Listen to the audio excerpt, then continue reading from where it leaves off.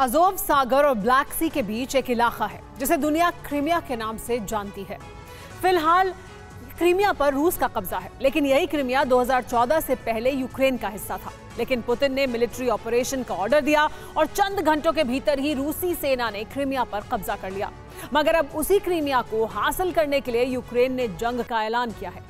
लेकिन यूक्रेन कुछ कर पाता उससे पहले रूस की तरफ से ऐसी वार्निंग सामने आई जिसके बाद यूक्रेनी आर्म्ड फोर्सेस में हड़कंप मचा है। ज़ेलेंस्की तक सन्न है। रूस यूक्रेन जंग की आंच भले ही धीमी हुई हो, लेकिन ये बुझी नहीं है।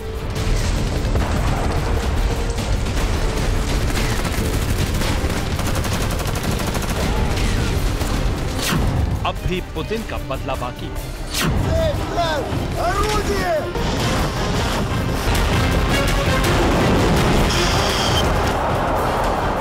अब भी रूसी सेना का प्रतिशोध बाकी है।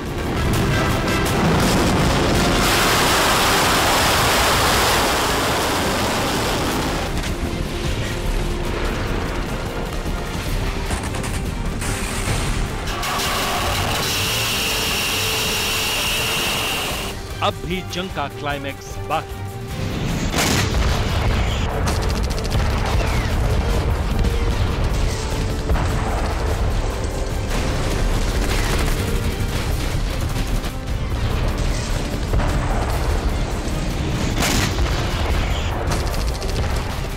अब तक रूसी सेना यूक्रेन के अलग अलग इलाकों में बारूदी कोहराम मचा रही थी। कीव से खार्किव तक, लवीव से चेर्निहिव तक, खेरसोन से वासिल्कीव तक, डोनेस्क से लुहांस्क तक, यूक्रेन के हर प्रांत, हर शहर में रूस का अटैक जारी है। मगर हाल ही में यूक्रेन ने क्रीमिया पर अटैक का ऐलान किया है। यूक्रेन आर्म्ड फोर्स के मुताबिक अज़ोव सागर या फिर ब्लैक सी से क्रीमिया पर अटैक की तैयारी है। क्रीमिया में मौजूद रूस का मिलिट्री हब भी यूक्रेन के टारगेट पर है। रशिया की ब्लैक सी फ्लीट को भी निशाना बनाया जा सकता है।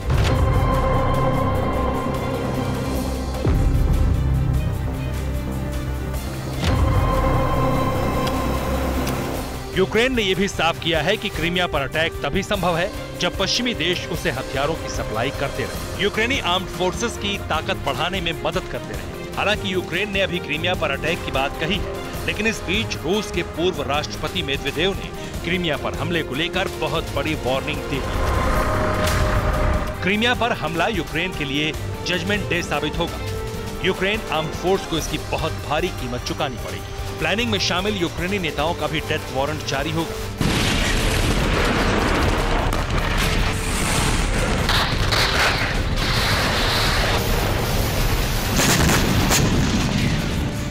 रूस के पूर्व राष्ट्रपति दिमित्री मेदवेदेव की माने तो क्रीमिया पर फटा एक भी बम क्रेमलिन पर अटैक माना जाएगा। मतलब ये कि अगर गलती से भी यूक्रेन ने क्रीमिया पर हमले का मन बनाया या अटैक किया तो यूक्रेन की आर्म्ड फोर्स समेत तमाम उन लोगों को रूस दंड देगा जो यूक्रेन के ऑपरेशन क्रीमिया में अहम किरदार निभा रहे थे।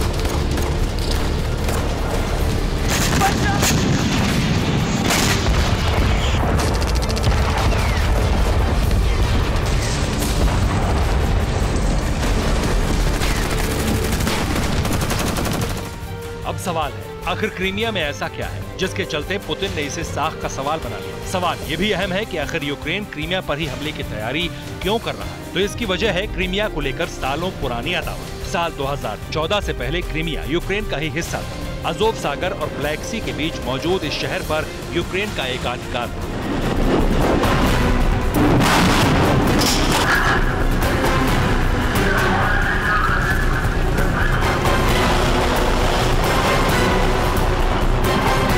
दरअसल सोवियत संघ में रूस और यूक्रेन दोनों देश शामिल थे। 1957 में सोवियत लीडर खुश्चेव ने बड़ा ऐलान किया, क्रीमिया को तोहफे के तौर पर यूक्रेन को दे दिया था। साल 1991 में सोवियत संघ टुकड़ों में बिखर गए। रूस और यूक्रेन दोनों अलग अलग देश बन गए। इसके बाद क्रीमिया को लेकर दोनों देशों में विवाद हुआ। साल 2014 में रूस ने क्रीमिया पर कब्जा कर लिया।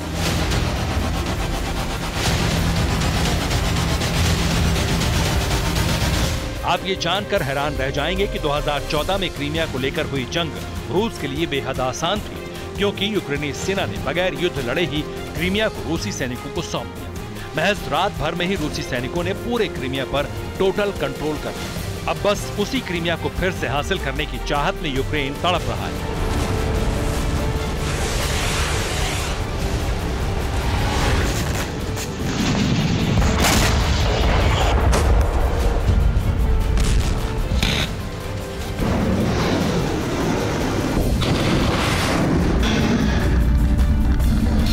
रूस से अपना बदला लेने के लिए यूक्रेनी सेना एक्शन में पश्चिमी देशों से हथियार मांगे जा रहे हैं ताकि जल्द से जल्द क्रीमिया पर फिर से कंट्रोल हासिल किया जा सके। लेकिन यूक्रेन कुछ कर पाता उससे पहले ही रूस ने धमकी दे दी, अगर क्रीमिया में किसी ने घुसने की कोशिश की तो सबको बर्बाद कर देगा।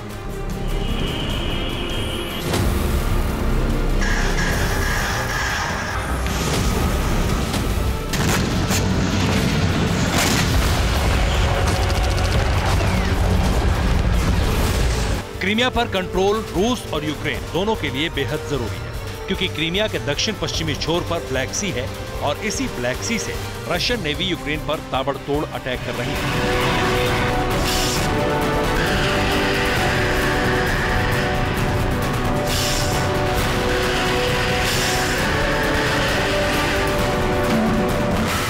दावा यहां तक किया जा रहा है कि ब्लैक सी में रूस के करीब 70 से ज्यादा युद्धपोत तैनात हैं। इसके अलावा घातक रूसी सबमरीन्स ने भी ब्लैक सी में डेरा डाला है।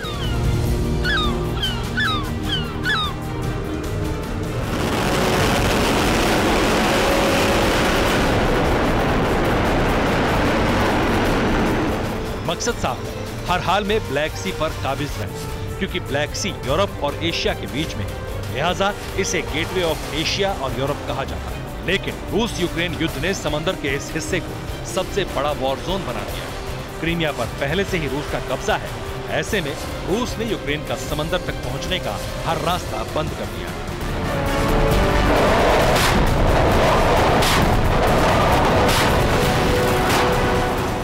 बस यही वजह है यूक्रेन दोबारा क्रीमिया को हासिल करना चाहता है ताकि रूस के चक्रव्यूह को तोड़ा जा सके। Bureau report, TV9 Bharatvarsh.